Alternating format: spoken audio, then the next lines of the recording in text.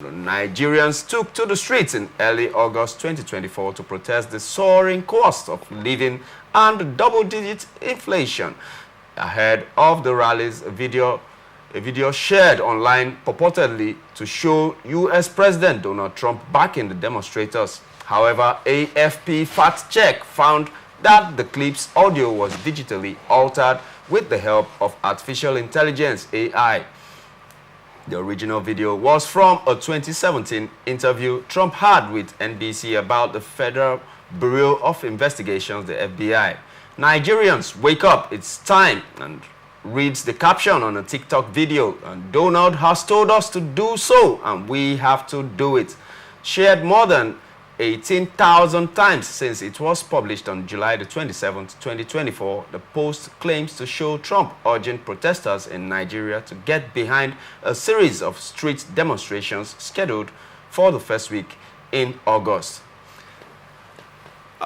We are still reeling from the shockwaves that came as a result of the August protest. That has been given different nomenclatures. We don't know which to pick from, but the same idea stood at the center stage. I want to first of all put it out first that I am talking to a stakeholder in that movement. Are you part? Here in River State, yes. Here in River State? Yes, please. Okay, so did you have any connections? Did you have any link with those in Lagos? No link with anybody. It was organic. Okay, it was protest strictly was local. Organic, yes. It was a local and organic. Everybody who thought that they had had enough of bad governance, bad government, of failings in leadership came out without being coerced, cajoled, manipulated, or influenced. Came out and thought that, this is the only right that we have got, that we can demonstrate, and it will show to those in position that we are evidently annoyed with their style of leadership. And the people from all walks of life, came out, and we demonstrated consistently and continuously for the number of days that we did. If you called on us again to repeat that, Nigerians will come in their number, even much more than it was, when we did it in August. I'm just going to say that there's nothing that is illegal about protest. And we must emphasize that protest in and of itself is not a terrible word. Protest in and of itself is peaceful. It's when you are talking about, or when you drift to the realms of insurrection, you drift to the realms of rioting and all that, that it becomes, against the law. But protest in and of itself is not against the law. And we will do it again and again and again until the politicians will understand that in the first instance, they are there to represent the people. They are there because the people say they want them to be there. Should I say the people say? No. They are there, in our case, because the system says they should be there. Not the people. Because if it was the people who said to them to be there, the politicians will understand that it's only the yearnings, the aspirations, the askings of the people that must be pursued every time. What we see today is that every politician, or a majority of the politicians we have, are only interested in what they are interested in. Selfish. Self is always at the center. Today, Nigerians are reeling in pain, in poverty, in penury, in deprivation, in starvation, in agony. Mention all of the words. You say Nigerians are reeling in this state from the north to the south to the east and the west. But our politicians are busy, buying yachts. They are busy buying the best of aircraft. They are busy buying the best of. They are dominating the land, the sea, and the air. Nigerian politicians are busy buying cars in times when otherwise you expected, because they have said to us that austere times require austere measures, and we are not seeing anything that is austere about their lifestyle. So the people will demonstrate now, they will demonstrate tomorrow, and they can demonstrate for as long as it takes until the politicians will be called to their senses to understand that until you did things for the people, until you fixed the people, until you addressed the cries of the people, everything else that you are doing paves into insignificance. Because democracy is essentially about the people. We have been told that democracy is government of the people, by the people, and for the people. You found that the people repeated itself 3 times, even in that definition. Meaning everything else that you did as a leader, everything else that you wanted to do as a leader in a democracy, if it did not interact with the askings of the people, if it did not address the yearnings of the people, if it did not, provide succor to the pains of the people, then it's not a democracy. Then it's something else. It can be called a gerontocracy. It can be called a plutocracy. It can be called any kind of crazy. But as long as we say we are practicing a democracy, everyone who is a leader, from the local government to the states and to the federal, from the National Assembly to the States Assembly, from the magistrate courts to the Supreme Court, everyone who calls themselves leaders must only address the things that speaks truth, or must only address the things that provide succor, must only address the things that gives assurance to the people who put them there in the first instance. Okay, talking about the protest that just passed, I do know that there were insinuations that some of the leaders of the protest were bought over by the governor of the state. Was I bought over?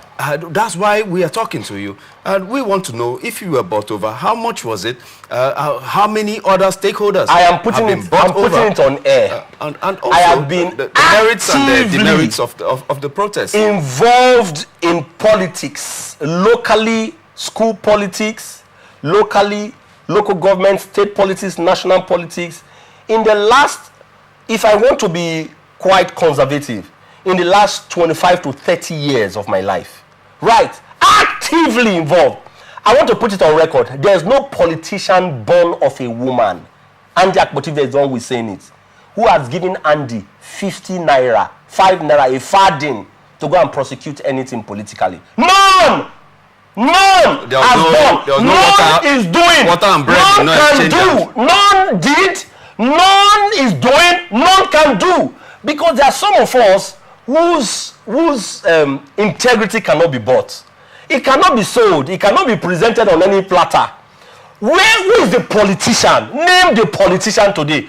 And I'm putting it as a challenge until it appeals to my conscience, until it presents, joy for the people, until it's a thing that creates happiness, until it's a thing that creates goodness over the land, until it's a thing that speaks to integrity, until it's a thing that speaks to the happiness of God. You would never find me there. So I said all of this to say, and it's not just me. I know, a couple of other comrades in this struggle who I can say to you, I've never taken a farthing from any politician. I've never taken a farthing from any organized group. In any case, we were the ones who even used our lean resources to even sustain some of the things that we did. We did hear the governor say that he is going to provide for water and bread, and you were in that protest. When he said that, what did we say? You would have heard some of our voices where we said to him, no! Did we come here to ask for water and bread? We came here to say to you, to address the national, that Nigerians are suffering. That there are people in the hospitals as we speak today who are unable to take care of their sick brothers, their sick relatives. Do you know that a journalist had a challenge, a gastroenteritis, I think that was the challenge, because the ARD are currently on strike, right? The resident doctors are currently on strike. They took him to several hospitals and he was not attended to. They took him to a private hospital, he was not attended to. A journalist, he died. He died a death that he should not have died. Nigeria failed him. Nigerians failed him. The government failed him. And you are having too many of these deaths across the length and breadth of the country. Go to UPTH here, take a stroll there. You found that there are certain people who should have done certain surgeries but are unable to do it because they do not have the monies to do it. You found that there are certain people who, are supposed to have done certain procedures that should be able to elongate their life, that should be able to give them better quality life, that should be able to help them live better life. They are unable to do those procedures now because they do not have monies to address it. This is the fate of the myriads of Nigerians that you found everywhere, scattered across Nigeria, because the government has simply failed. They are rather interested in jumping from Nigeria to go and receive medical care abroad. I asked a question recently: who really in government today is a Nigerian? Who really in government today can you say is a Nigerian? How do you know who a Nigerian is? Someone who is investing in Nigeria, someone who is buying Nigeria, someone who is interested in the things of Nigeria. Are you going to tell me I'm a Nigerian just because I'm singing a national anthem? Meanwhile, all of your businesses are abroad. All the businesses that you have as a politician, that you have been a politician since 1999, all the monies you have fleeced from us as a people, instead of you to invest those monies, albeit evil monies, instead of you to have invested in our country, you are carrying it to Dubai. You are carrying the monies to Malta. You are carrying the monies to Great Britain. You are carrying the monies to America. That's one. Two, your children want to go and get education to show that you are not a Nigerian and you do not believe in Nigeria. You do not send your children to schools in Nigeria. You do not even invest in building quality educational institutions in Nigeria. You take your children abroad to go and receive education in France, to go to Dubai to get education, to go to America to get education. The time comes also for you to go and relax. A thing as miniature, a thing as ordinary as relaxation. You are not even choosing Obudu Cattle Ranch. You are not even choosing a community in Asaba. You are not even choosing a community in Delta State. You are not choosing a community in River State. You carry your entire family. You all get on a yacht. We find you people in Spain. We find you people in Russia. We find you people in Mali. We find you people in other countries. What exactly can we point to say that these politicians that we see pervading the streets of Nigeria are indeed Nigerians? I've said to them, if you looked at them, you will not find the Nigerian blood in them. Little wonder you see that they are doing all the evils that they are doing. If you knew the house belonged to you, you will not be taken from the house to go and plant elsewhere. If the house was yours, all you would do would be to make the house better. We found our Nigerian politicians taking from the house, taking it outside and planting and building outside, ensuring that the house becomes a carcass. We are saying enough is enough. That's why the people, if you called on us again to go and protest because of all of these evils that we see, coming to that. We are going to consistently and continuously because I think the protest has been threatening to come back again on the October the 1st. Yes. And some recommendations have been given to the federal government and even the state governors to also make sure that they meet up to these requirements, or else the protest will continue. But if the protest has to come on, and meanwhile the fuel subsidy somehow has returned, so why are we going for another protest? So it's a convoluted problem that we are facing in our country, Nigeria. And all of these... Doesn't it now seem like the protesters are like a man given a hammer and everything looks like a nail? Not exactly. Okay. Because what we have been pursuing, if you went on net, for instance, you would see certain things that we have begun to suggest to the government to do to prevent the coming protests. Exactly.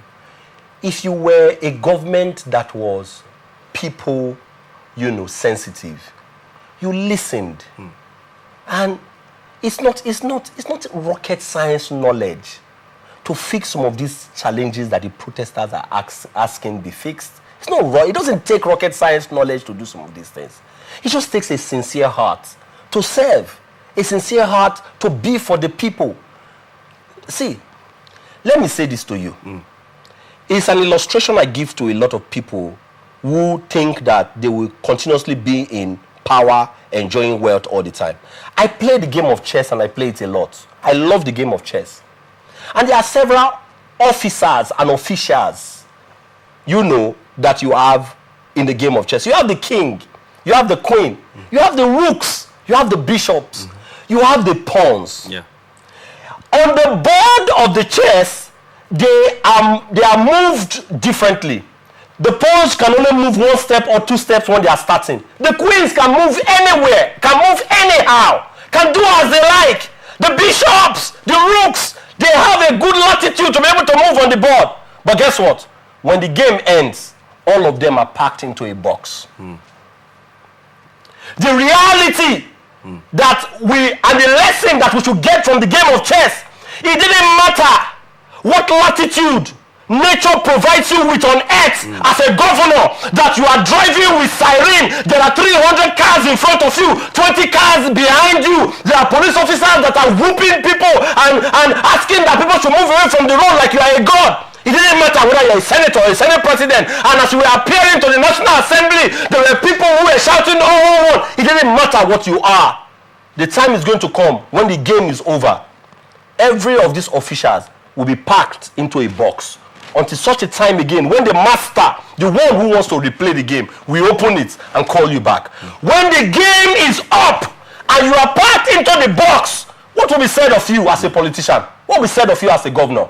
What will be said of you as a political leader? What will be said of you as a CTC chairman who thinks that for you, empowerment is to be buying Tokumo cars, second-hand vehicles, and third-hand vehicles for your compatriots, when you understood that there are better ways to do empowerment that will be long-lasting? What will be said of you as a CTC chairman? What will be said of you as a governor? What will be said of you as a president? I'm saying that the time is going to come when the one who brought all of the players out is going to say the game is over.